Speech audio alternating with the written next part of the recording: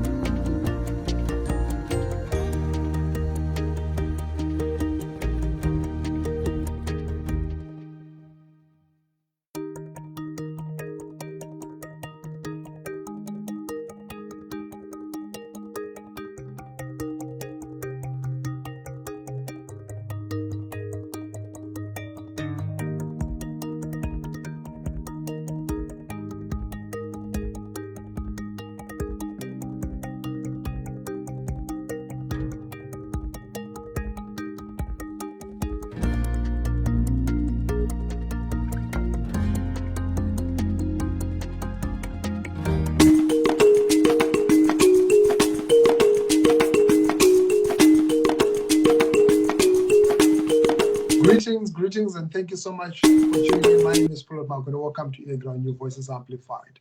I'm super excited to be joining you today. Today, we make a bit of a shift from the usual sound or film, but today we go visual. So I'll be speaking to an artist who is a fine artist. His works have created a lot of interest online and offline. He has created some portraits from some of the notable, local and international figures. And I'm talking about this Zimbabwean Da Vinci. Real name Keith Ndlovu. Unjani mfethu? Mina right kunjani khona ngapho Mr. Plot? No, I'm good. I'm glad to be speaking to you, and thank you so much for taking time to be on Earground. Thank you for having me. Great. Let's take you back. You grew up in Hwange. What was your influence like? What was your childhood like? Hwange is a small town, so that's where I was born, and that's where I grew up. I remember my first my interest in art began, if I remember correctly, I think I was in grade 5. That's when my interest in art began. But along the way, I forgot about art. I remember when I was in grade 5, grade 6, I used to like drawing cars and drawing people. But then along the way, as you grow up, you lose touch with a lot of the things that you used to enjoy when you were younger. So I then went to high school at Hwange College, where I started doing the sciences. I got 20 points, got a scholarship, and then I found myself studying medicine. It's what I wanted to study. So I found myself studying medicine, and my interest in art then came back around 2017, about 3 years ago. Yeah. That's quite an interesting switch. You were very good at sciences and you studied medicine, but you still managed to reconnect and get back your passion and interest towards art. Was it a difficult thing to bring back that passion? And no, not really. It happened very naturally. It came back as a hobby, since it was something that I had enjoyed doing. I started doing it as a hobby, when I was free from classes and so on. I just found myself drawing. And then along the way, someone just asked me, your drawings are really good. Why don't you charge for your work? So I started charging about $5 for standard portraits. Interesting. That's how it began about 3 years ago. Wow, that's great. 3 years ago, and fast forward now, you've made a lot of portraits of iconic people. You made a portrait of sports people, artists, politicians. Which one would you say was the most notable portrait that you have done? That's a tough question. But I think that it will be a tie between my portrait of Tendai Mtawarira, Beast. The Beast, yes. And Lewis Hamilton.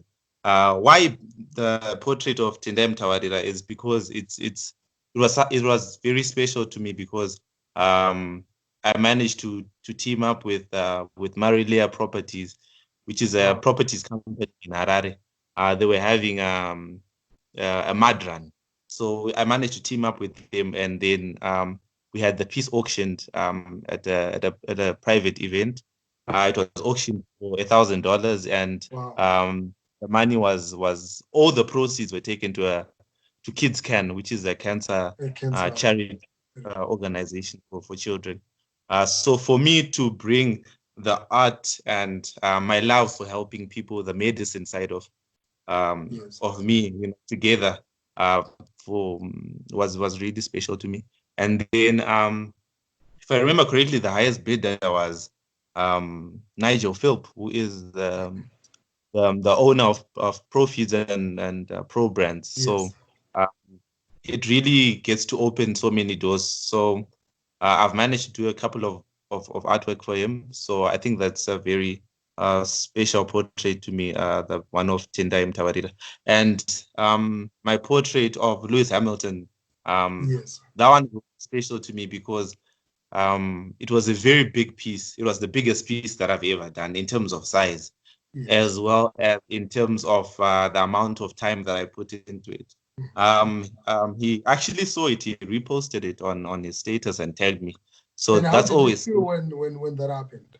yeah, it's amazing. You know, it's always special when very popular people like Lewis Hamilton, who is the world champion, Formula One world champion, repost and appreciate your work. You know, for me, it's like an endorsement. So I really appreciated that, and I managed to sell it actually. Okay, After great. they reposted it. Sorry. No, I'm saying that's quite encouraging. Yes, yeah. I managed to resell it. I won't tell you the final figure, but it was Yes. more than $1,000. So it's really encouraging when your work, you know, receives the attention that my work is getting. Yeah. Wow, great. And looking into your art, what goes into the creative process? Like, how much time do you put into creating a piece? It all depends with the subject. Because I work from pictures. Yes. So the more detail a picture has, the longer it's gonna take.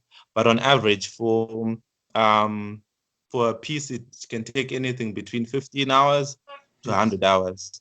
Okay. Yeah. Wow. I'm totally blown away, considering that you are studying and you're able to do this. Do you find it difficult to balance time? Yes, actually, it's very difficult for me to find a balance. I think up to now, I haven't been able to find a balance. Okay. It takes a lot of sacrifice and hard work. I have literally no social life outside of medicine and working on portraits.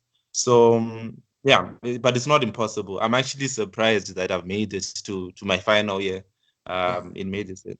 Yeah. Great. Uh, I also find it quite interesting because you mentioned Kids Can there, and the work that you're doing, through your art to also bring healing. There's a friend of mine, he's from Nigeria and he's an artist, but his art mainly focuses on uh, healing and rehabilitation. So he runs a project called Medicine in Art, and he's ever traveling, he's doing so much. And he's working also with kids, like in schools and communities and young people that are in different, pediatric wards that are suffering from like different ailments. So it's quite encouraging to hear that. But now, in terms of the portraits that we have done, right? You get a lot of reaction online. People are commenting, they are responding, right? Here is this created a lot of demand in terms of people asking you for business, wanting projects to be Yes. done. Absolutely.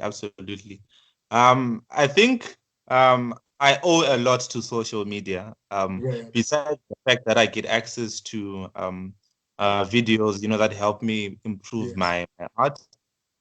It also provides a platform for me to post my work, and a lot of my clients have come through social media, and I do portraits for people in Harare, Bulawayo, South Yes. Africa. I've done work for people in Kenya, in the Wow. UK, USA. So social media really goes a long way in helping me, enter new markets and get orders. I don't remember spending a month without at least 3-4 orders. Yeah. Wow. Wow. Mm. This is great. And looking at your influences in terms of your art, are there Uh-huh. any key or notable artists that you'd say these are the people that Eh, influence my art? Definitely. My art is largely influenced by Kelvin Okafo, who is a Nigerian born artist based in the UK. He Yes. focuses on hyperrealistic pencil art, which is what I do. And Stanley Arinze, who's also a Nigerian artist, um, and so on. The list goes on, but those are the main two who I really look up to when it comes to art. Great. You have mentioned that, you don't have much time apart from your studies and then your art. Yeah. But when you get an hour or two and you're not drawing, when you're not studying, what do you occupy yourself with? When I'm not catching up on schoolwork because of the art, Yes. I usually watch soccer, have a drink with some friends, or Yes. watch a movie, the normal stuff that everyone else does. Right. And Yeah. what's your favorite team? Barcelona, Team Oh, Messi. Barcelona. Nice one, nice one. Great. And 5 years from now, where do we see you? 5 years from now, Yeah. lockdown will be over. Nice. That's quite positive. 5 years from now, I'll most likely be specializing. I should be in my second, third year of specializing in either orthopedic surgery, or Yes. I'll be specializing in ophthalmology, or cardiothoracic surgery. Those are my three main interests. And with the art, I see myself owning a small gallery somewhere in Harare where I'll have my studio and Yes. have my portraits hung, and where I'll be having my exhibitions and so on. Yeah. Wow, this is quite inspiring. So you're not going to abandon one for the other. You're going to maintain. Oh, no. Definitely not. Great. There's a youngster who's watching you. They are either in Mutoko there, or they are in Nkai, or they're in Budiriro, or in Dangamvura. They are passionate about art. They look at your work and they see a lot of inspiration, but somehow they don't really know where to start. What would you say to them? Okay, I think what's important is to start. I think that's the most important thing. Just start, I remember when I started out, I wasn't very, very good. A lot of the time, you get a lot of criticism, and you have to take that positively, and just keep doing what you do. Just keep working on your skills, watch YouTube videos. I never went to art school. I've never, Wow. had an art lesson beyond Form 2. So it's something you can do by yourself at home. So my encouragement would be, invest time in perfecting your skills. That's number one, right? And also you need to invest some money into buying materials, Yes. your art. And also, it takes a bit of time, like everything that turns out beautiful in the end. It takes a bit of time. So just keep working, and eventually, it'll start paying off. And one thing I wish I had known a bit earlier is not to be shy of, posting your work, whether it's ugly or is a bad word, whether it's not as good looking like to be, because it takes some time for your brain to be able to put on paper what you're seeing with your eyes. So I would just suggest you to just start posting on social Instagram. If you're not on Instagram, join Instagram, join Twitter. Use hashtags. To get as much traction as you can on social media. And eventually, it took me just 3 years. I'm sure there's more talented people out there who can do it in a year or even less. Yeah. Wow, this is awesome. And you mentioned resilience and just driving yourself, trying. But a lot of times you'd find families discourage, they're not encouraging their kids or siblings to do anything that is artistic. The stereotype is dying down, but it's still there. But you managed to defy that. How much support do you get, or were you getting from your family?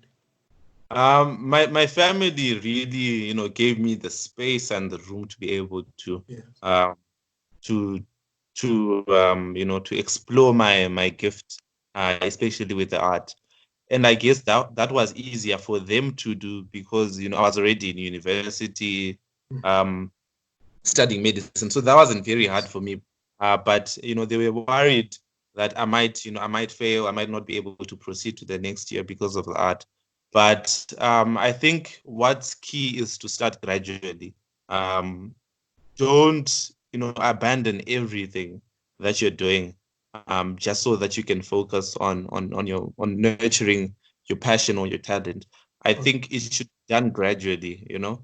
Start with spending maybe an hour in 3 days, 2 hours in a week, you know, and then eventually, as it begins to grow, as the money starts coming in from your talent, you can then weigh your options at that stage. But I think, I think that's the best thing I can. Yeah. Great. And if there's anybody who's out there who wants to connect with you, what are your social media handles? How do they get in touch with you, either to make orders or to just get some more inspiration? Okay, so I am on all social media platforms. I am on Instagram. You can find me on Instagram as the Zimbabwean Da Vinci. So that's Zimbabwean _ Da _ Vinci. You can find me on Instagram. You can find me on Facebook. I've got a Facebook page, or you can find my Facebook profile, which is Keith Ndlovu. That's KEITH NDLOVU, right? You can find me on Twitter.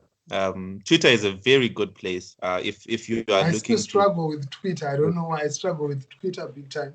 I'm there, but I don't really know how it works. just takes 30 minutes. You know, you get used to it. But Twitter when I'm there, I see a lot of. It's like, because I'm so much used to Facebook. So when I go on Twitter, it's like I've just arrived like in a new neighborhood. That's how I feel, and I always go back quickly to my Facebook because what you're used to. I understand. I understand. So I'm also on Twitter as Keith Ndlovu 1. So if you just listen to Keith, you should be able to find my profile.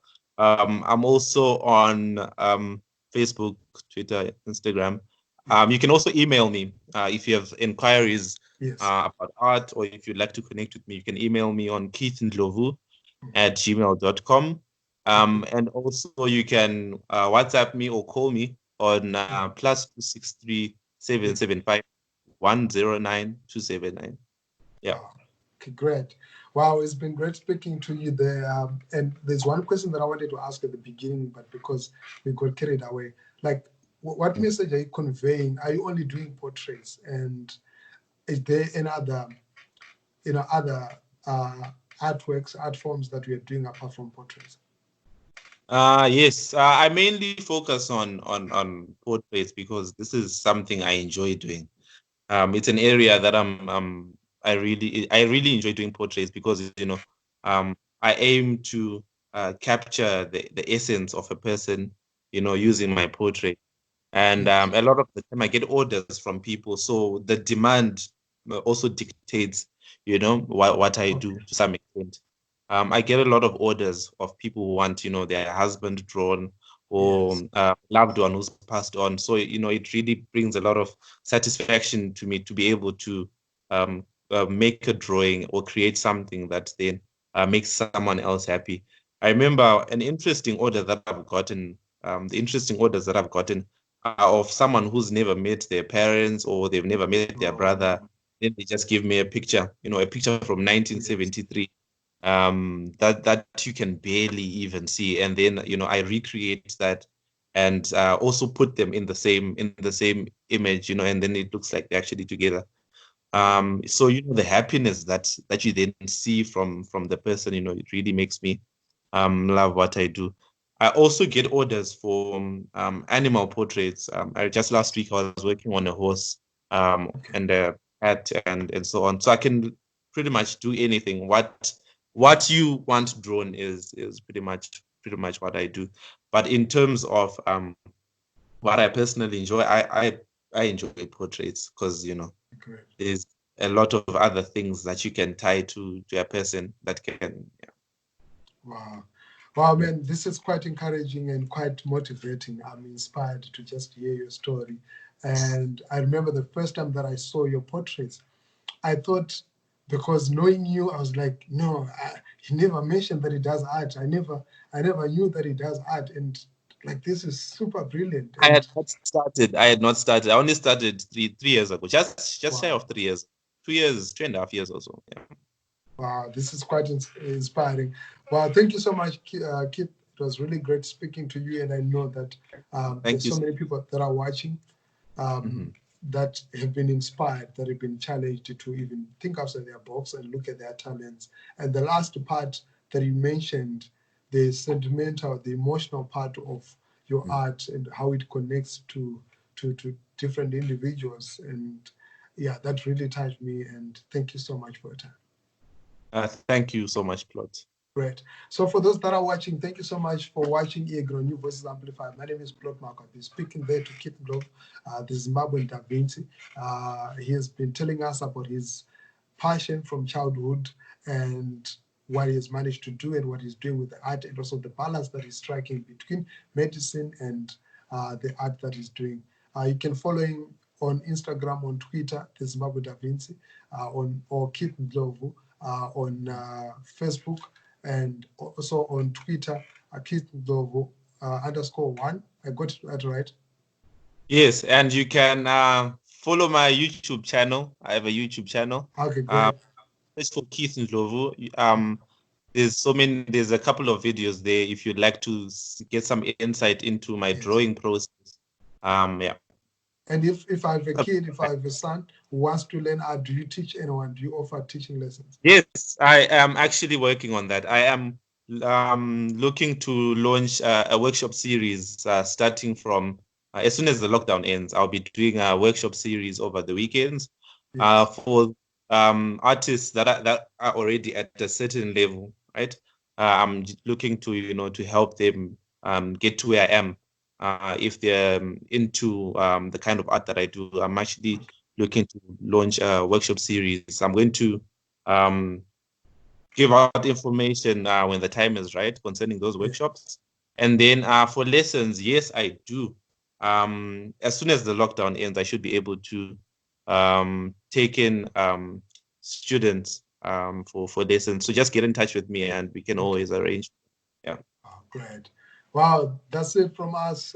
Stay tuned. Next time we will be following up on what he's up to, and we'll keep you posted on what Keith is working on. Stay tuned to Eagle New Voices Amplified. We're out.